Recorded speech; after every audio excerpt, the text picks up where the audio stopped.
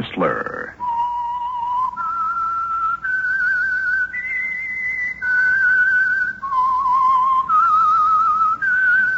Presented by the United States Air Forces in Europe. I am the Whistler, and I know many things, for I walk by night. I know many strange tales hidden in the hearts of men and women who have stepped into the shadow. Yes, I know the nameless terrors of which they dare not speak. Tonight, transcribed, it's the Whistler's strange story, The Ambassador. The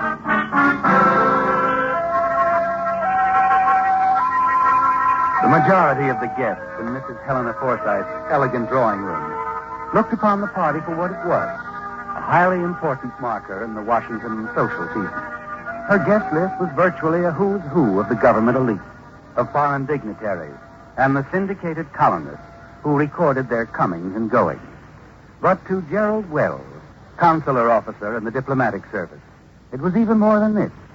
Mrs. Forsythe was charming. She was a widow, and her influence extended well beyond social affairs. Well, can I induce you to dance with me? Why, of course. I was about to pay my respects. You'll forgive me, Mr. Wells, but you know when you came in this evening, it started me reminiscing. Oh? How so? Well, we're both old-timers in a way. You've been in the diplomatic service for 20 years now, haven't you? 20 years, 2 months, and 8 days. Positive? Oh, positive. I've held almost every job in the books, you know. Courier, first secretary, consul. All except one. Yes, all except one. And that one's on its way. I assume you're referring to Mr. Johnson's resignation. Yes. His successor will be chosen from 3 men. You, Eric Thomas, and... Oh, let's see, that outsider. Donald Wilkins. Oh, of course, Donald Wilkins. But he really doesn't have a chance, so... Miss Forsythe. Please. Helena? Helena, then. Your sources of information would do credit to the intelligence department. I shall take that as a compliment. The way it was intended, I assure you. You're a clever woman, Helena. I've always admired you. Have you? Well, I've admired you too, Gerald. Very much.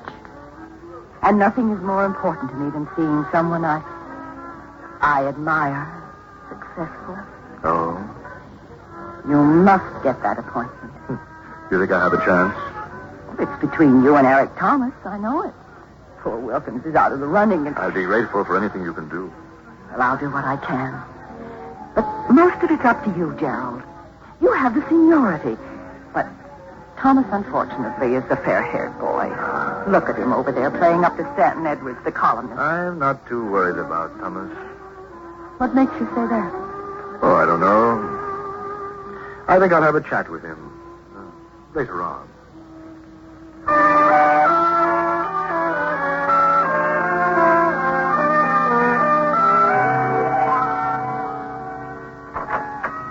I just thought, as a matter of fact, Good evening, gentlemen. Well, Gerald, how are you? Excellent. May I speak to you a moment, Eric? Of course.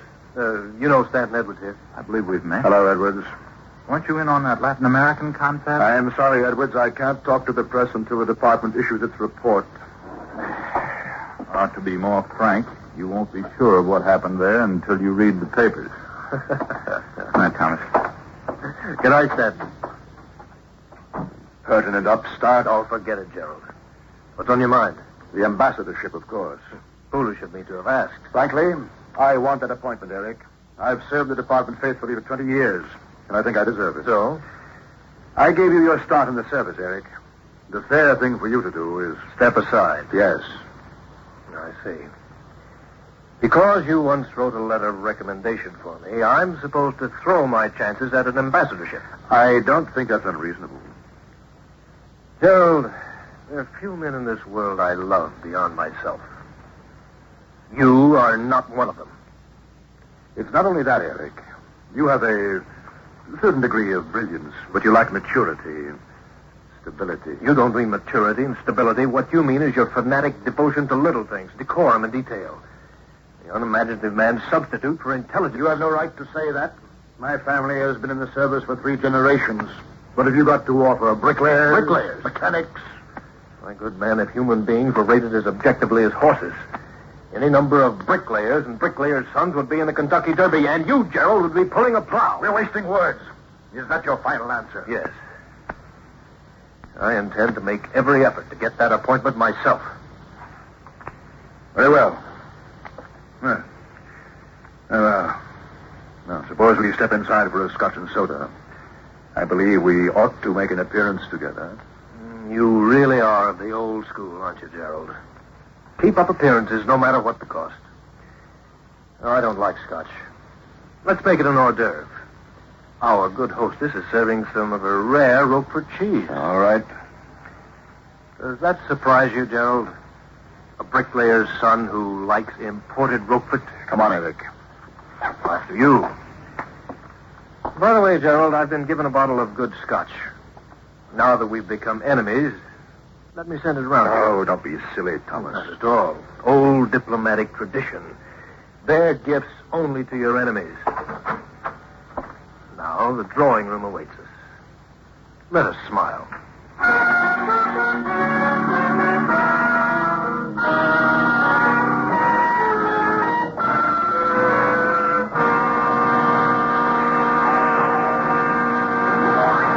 Now back to The Whistler.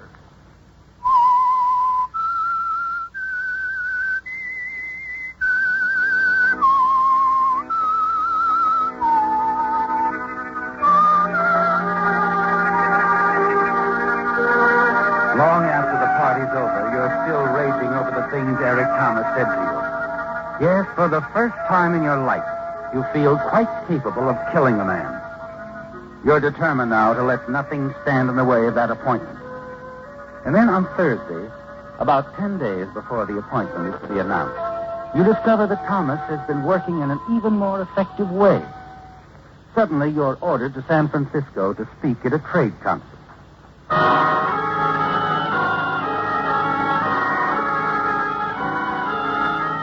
You're sure Thomas is behind it.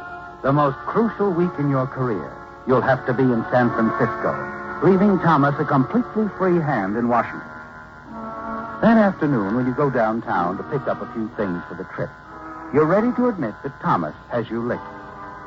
Then, for some strange reason, something in the window of a fancy food shop strikes your eye.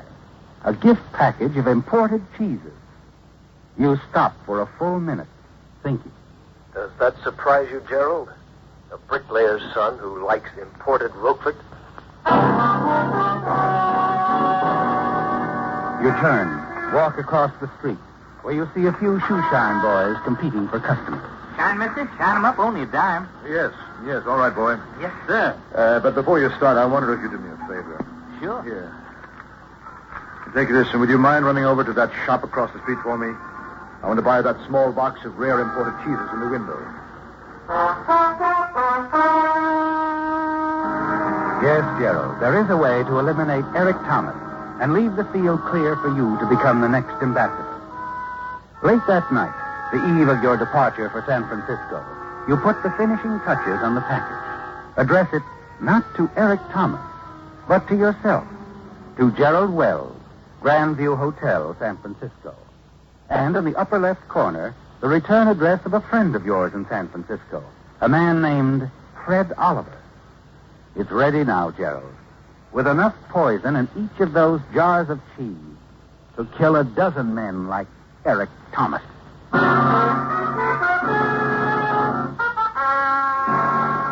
At the plane the next morning, you're greeted by the usual group of reporters and photographers. But you handle them with dispatch. Give us some information about I do not believe Eric Thomas will get the ambassadorial appointment. But now, don't quote me. No more questions now. However, yes, I will allow a few moments for the photographers to take a few poses.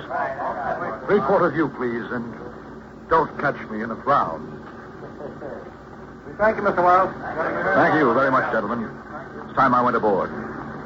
You land at San Francisco Airport and check into the Grandview Hotel. That same evening, you attend the trade convention and make your speech. And then, shortly after the session ends, You slip away and enter a drugstore phone booth across the street.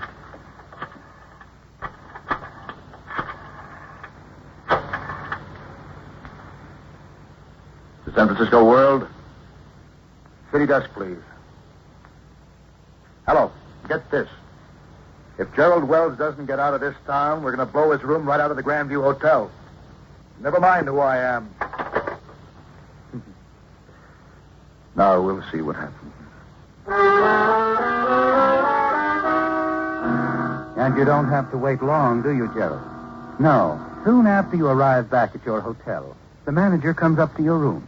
He's a very worried man, properly concerned for your safety and the hotel. What he said, Mr. Wells, it alarmed the people at the newspaper office, so naturally I thought That I should be notified. Yes. Well, if I weren't leaving tomorrow morning, I shouldn't take it so lightly.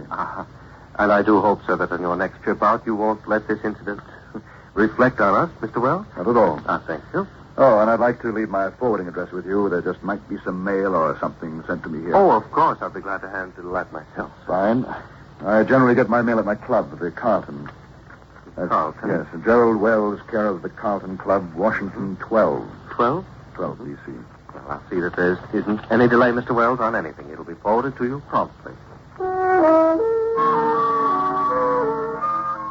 That's all, Gerald, except for one thing more. Before you leave San Francisco, you drop the small white package, the one that's addressed to yourself, into a mailbox. You know that it won't be picked up and delivered to the Grandview Hotel until Monday, and that it will have to be sent on to you in Washington. That's exactly what you want, isn't it, Gerald? All the way across the country, you keep reviewing in your mind how it's going to work. When you call on Helena, you wish you could tell her everything, but you don't dare. Instead, you try not to appear too sure of yourself as she greets you. Hello, Gerald. Did you meet Donald Wilkins on your way out? He was just here. Oh, was he? Mm-hmm. Poor Wilkins. They all come running to me, don't they, Gerald? Of course, I had to turn him down. You can't help everyone, Helena. You're so right, darling. Besides, we have to make up for lost time. Leaving town didn't help you at all. Oh, Thomas been gaining ground? Yes, he hasn't wasted a moment. I still think I'll beat him. Oh, I know you will, Gerald, but we're going to have to change our tactics. In what way? Bring it into the open. Take it to your superiors. Make it a real I fight. don't think that's necessary. Gerald, you haven't been here. You don't know the power of the man. He'll be stopped, Helena. In some way, he'll be stopped. Now, let's talk about something else. There's nothing else to talk about until your appointment is assured. You are a conniving woman. I only know what I want. And I know that you'll get it. Now, don't worry, Helena. I know what I'm doing.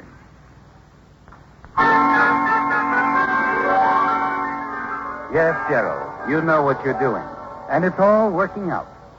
On Wednesday, when you arrive at the club, you see Eric Thomas stretched out in front of the fire in the drawing room, as usual. Before joining him, you approach the service desk. Any mail for me? Why, yes, Mr. Wells. I have a few letters and a package forwarded from San Francisco. I'll get them for you. No, there's no hurry. Bring them to me in the drawing room. Yes, sir. Oh, good evening, Wells. Gentlemen, good evening.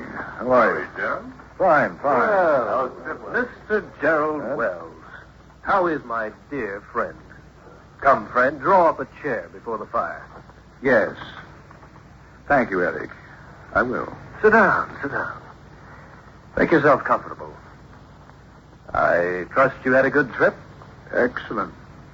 And in my absence, I trust that you have been working hard. Day and night. Yes. And not without some little show of success, I assure you. I don't doubt that. Your mail, Mr. Wells. Oh, thank you.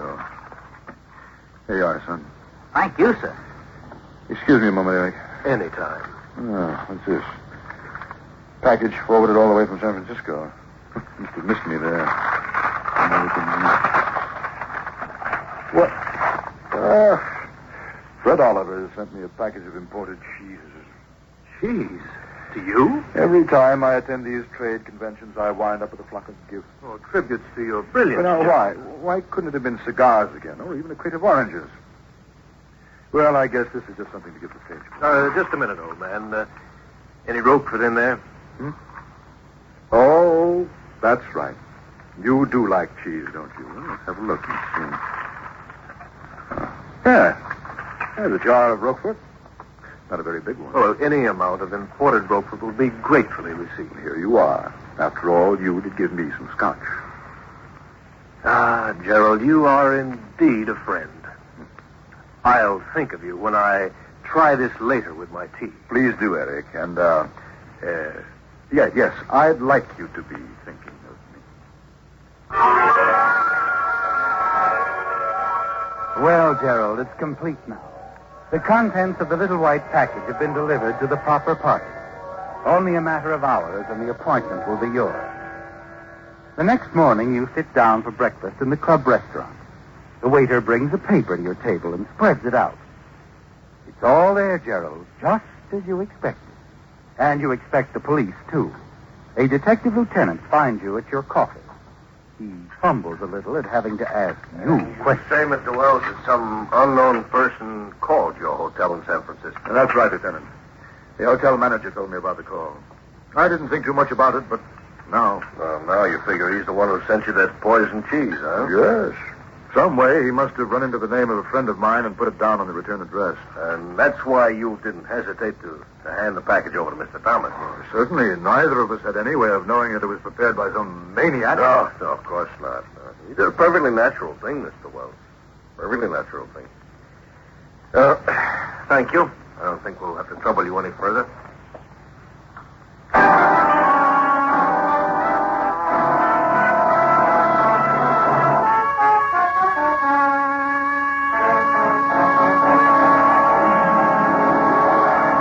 And now, back to The Whistler.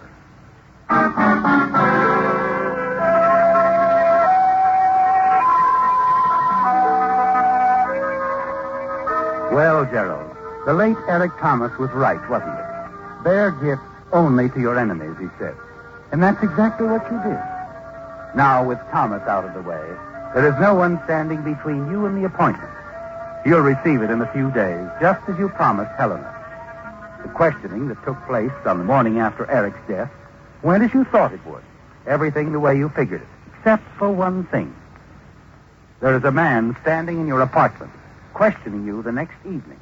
And he is not a police lieutenant, but Stanton Edwards, the columnist, who knew you both so well. See here, Edwards, it's one thing to gather news, but I prefer to make my statements to the police. That is, if they decide it's necessary. Oh, don't worry, old boy. They will. And I'd say that it'll be more than a casual questioning this time. What are you talking about? Oh, stop it, Gerald. It won't work. You see, old boy, I remembered your picture in the paper. I have an excellent memory for people I dislike. My picture? Yes, at that airport last week, just before the flight to San Francisco. You were standing outside the plane, waving your hand, your right hand. And in your left, you were carrying an overnight bag and a small white package. What? I could see that package quite clearly. You had a finger hooked through the string. Oh, of course. It was a box of candy. A gift for a friend. No, Gerald. I ran down the negative on that picture. It was quite sharp. Especially in the 16 by 20 enlargement we printed up for the police.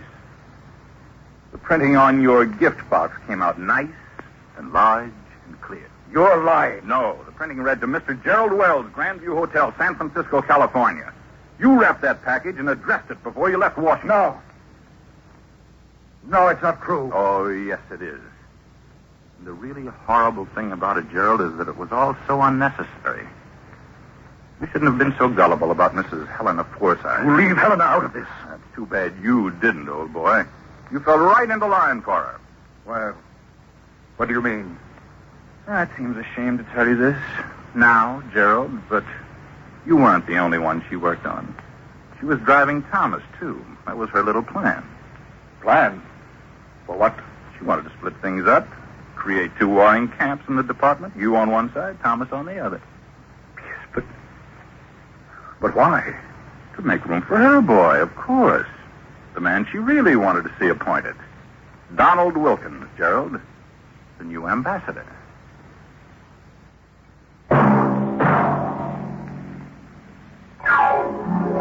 Be with us again next week, when once again the United States Air Forces in Europe present The Whistler.